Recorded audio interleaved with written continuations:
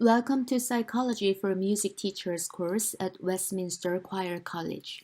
My name is Sang-mi Kang. I'm an assistant professor of music education. I welcome all of you to this virtual learning experience during the summer. Before starting chapter presentation from chapter 1, I'd like to introduce about myself because this is our first virtual meeting. I want you also to introduce yourself on the discussion 1 Introduce Yourself platform on Canvas. As many of you already know, I was born in the family dedicated to traditional Korean music, but I was dreaming of being a professional pianist. But when I was 12 years old, my father suggested me to change my primary instrument from the piano to gayagum, 12 strings traditional Korean string instrument. So I did my bachelor's degree at Seoul National University in South Korea for the traditional music performance. And then I lived in China for a while and I student taught. And concurrently, while I was pursuing my master in music education, I taught secondary general music for 3 years in South Korea. Suddenly, a man approached to me and proposed, so I decided to live my rest of the life with him. That caused me to lose my job because I had to move to the United States. After that, I became a mom of two and I earned PhD at UF. And around in time in Florida, I had another opportunity to teach elementary general music. And around that point, I found more fitted to elementary teaching setting. So now, elementary general music is my primary area in music education. Last year, in 2018 fall, I started my new career at Westminster Choir College. That's how I am here. The reason why I share my life story with you guys is to click some psychological aspects from my story to music teaching and music learning. There are 3 keywords in my life as a musician and music educator. They are from teaching, performance, and research dimension.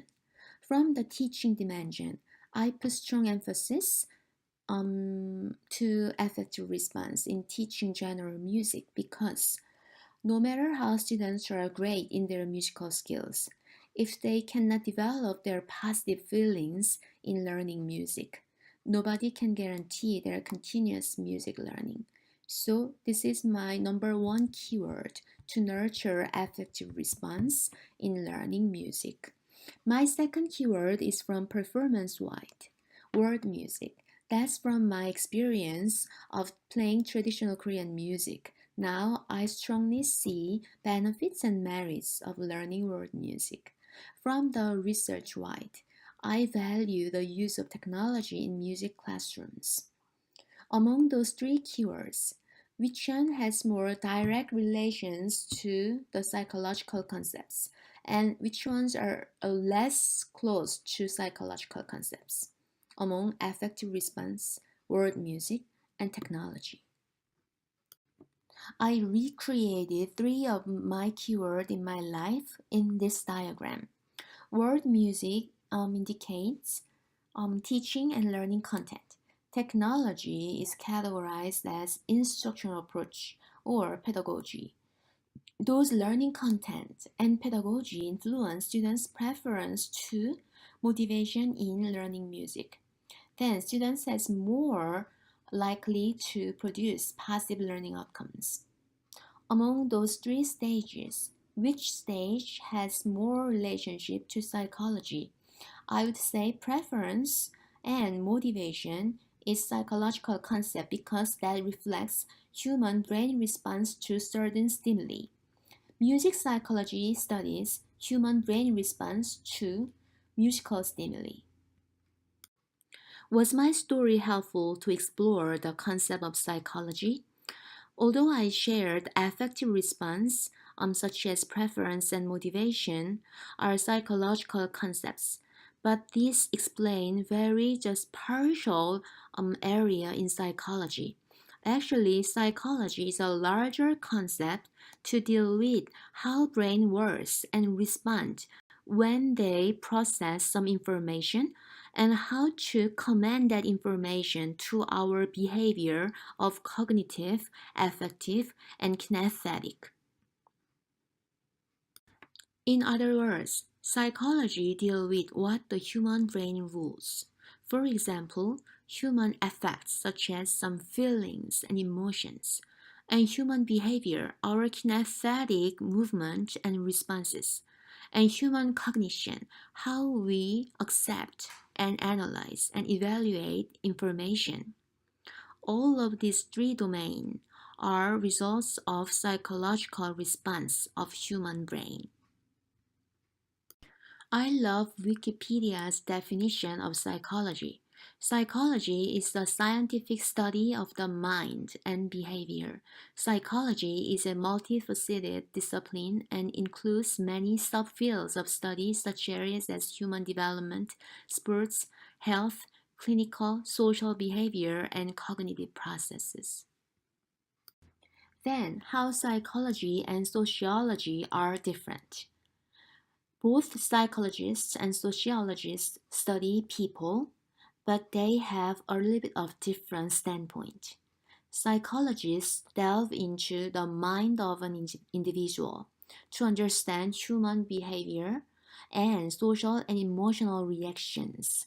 So psychologists pay more attention to human brain response, and everyone in the world has a brain. So they look for more generalizable facts related to human brain functions and rather be free from some cultural effect. However, sociologists want to look beyond individuals to examine society through specific associations, such as the family, race, or religion.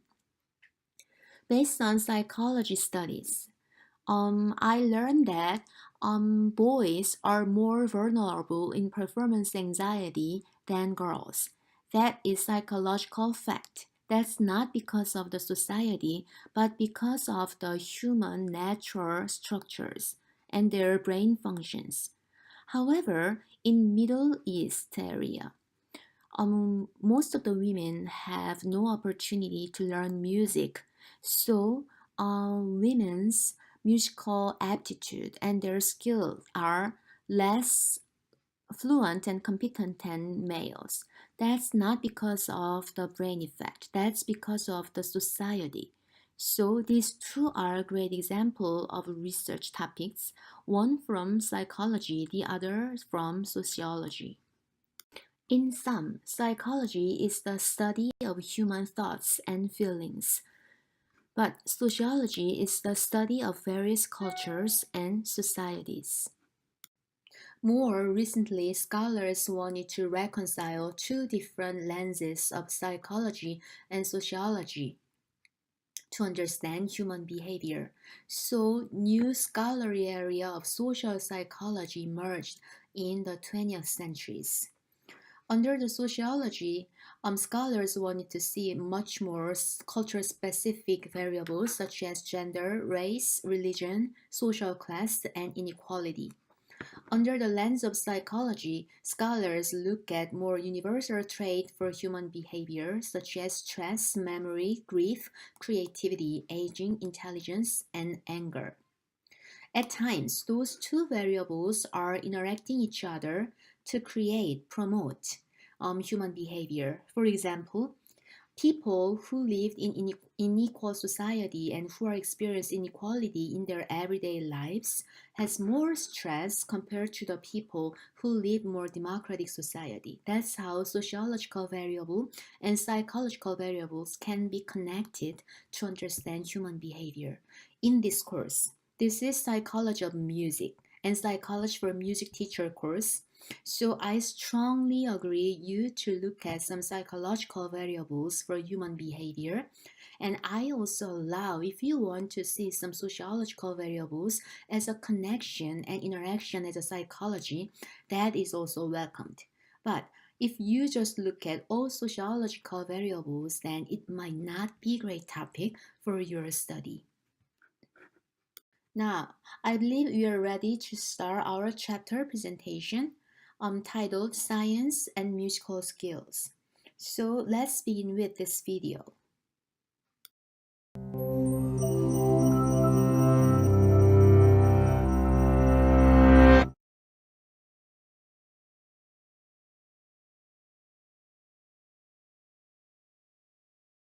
Did you know that every time musicians pick up their instruments, there are fireworks going off all over their brain? On the outside, they may look calm and focused, reading the music and making the precise and practiced movements required. But inside their brains, there's a party going on. How do we know this? Well, in the last few decades, neuroscientists have made enormous breakthroughs in understanding how our brains work by monitoring them in real time with instruments like fMRI and PET scanners. When people are hooked up to these machines, tasks such as reading or doing math problems each have corresponding areas of the brain where activity can be observed. But when researchers got the participants to listen to music, they saw fireworks. Multiple areas of their brains were lighting up at once as they processed the sound, took it apart to understand elements like melody and rhythm, and then put it all back together into unified musical experience. And our brains do all this work in the split second between when we first hear the music and when our foot starts to tap along. But when scientists turn from observing the brains of music listeners to those of musicians, the little backyard fireworks became a jubilee. It turns out that while listening to music engages the brain in some pretty interesting activities, playing music is the brain's equivalent of a full-body workout. The neuroscientists saw multiple areas of the brain light up, simultaneously processing different information in intricate, interrelated, and astonishingly fast sequences. But what is it about making music that sets the brain alight? The research is still fairly new, but neuroscientists have a pretty good idea. Playing a musical instrument engages practically every area of the brain at once, especially the visual, auditory, and motor cortices. And as with any other workout, disciplined, structured practice in playing music strengthens those brain functions, allowing us to apply that strength to other activities. The most obvious difference between listening to music and playing it is that the latter requires fine motor skills, which are controlled in both hemispheres of the brain. It also combines the linguistic and mathematical precision in which the left hemisphere is more involved with the novel and creative content that the right excels in. For these reasons, playing music has been found to increase the volume and activity in the brain's corpus callosum, the bridge between the two hemispheres, allowing messages to get across the brain faster and through more diverse routes. This may allow musicians to solve problems more effectively and creatively in both academic and social settings. Because making music also involves crafting and understanding its emotional content and message, musicians often have higher levels of executive function, a category of interlinked tasks that includes planning, strategizing, and attention to detail, and requires simultaneous analysis of both cognitive and emotional aspects. This ability also has an impact on how our memory systems work. And indeed, musicians exhibit enhanced memory functions, creating, storing, and retrieving memories more quickly and efficiently. Studies have found that musicians appear to use their highly connected brains to give each memory multiple tags, such as a conceptual tag, an emotional tag, an audio tag, and a contextual tag, like a good internet search engine. So how do we know that all these benefits are unique to music, as opposed to, say, sports or painting? Or could it be that people who go into music were already smarter to begin with? Neuroscientists have explored these issues, but so far they have found that the artistic and aesthetic aspects of learning to play a musical instrument are different from any other activity studied, including other arts. And several randomized studies of participants who showed the same levels of cognitive function and neural processing at the start found that those who were exposed to a period of music learning showed enhancement in multiple brain areas compared to the others. This recent research about the mental benefits of playing music has advanced our understanding of mental function, revealing the inner rhythms and complex interplay that make up the amazing orchestra of our brain.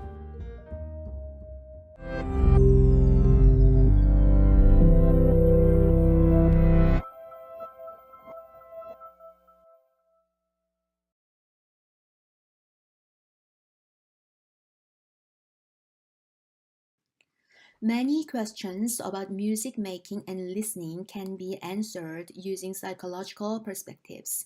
What people are doing as music listeners, performers, improvisers, and composers, and teachers can be understood and reinterpreted based on psychological perspectives. Let's think about some questions about music listeners in terms of what they are doing psychologically.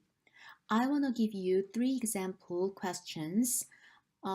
First, why, how music listening aroused a positive or negative feeling. 2. Why a certain musical melody resonates even after the concert. 3. Why do some find this performance breathtaking, whereas others may be disappointed? Now it's your turn to think about one question about listeners. We can also ask questions about music performers. These are also three examples. 1. Why, how some ensemble students love practice but others don't. 2. Why, how some ensemble students are good at sight reading but others aren't. 3. Why do some performers automatically memorize musical pieces but others struggle? Can you think of any other questions relating music performers psychologically? These are psychological questions about improvisers and composers. 1. How improvising musicians communicate with each other on stage. 2. Are improvisation and compositions musical skills? In other words, can one learn them? 3. If one improvises, the generated melodies are completely different. Okay, then can you think of another questions relating improvisers and composers? Last but the least, these are questions about the music teachers, what they are doing in teaching music and how they use their brains. Number 1. Does talent matter? 2. What is the right sequence of teaching kindergartners to conserve measures with rests? Number 3.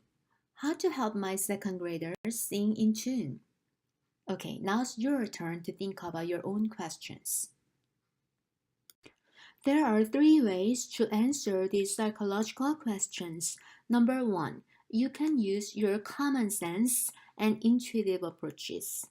Number 2, you can consult with the informed practitioners or professionals. Journal articles published in Music Educators Journal and General Music Today.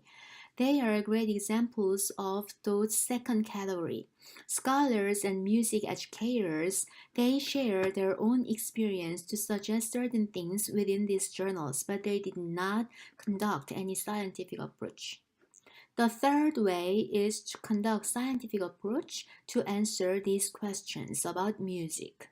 Journal articles from Journal of Research in Music Education, Psychology of Music, and Journal of Music Therapy are great examples to adopt scientific approach to answer these psychological questions.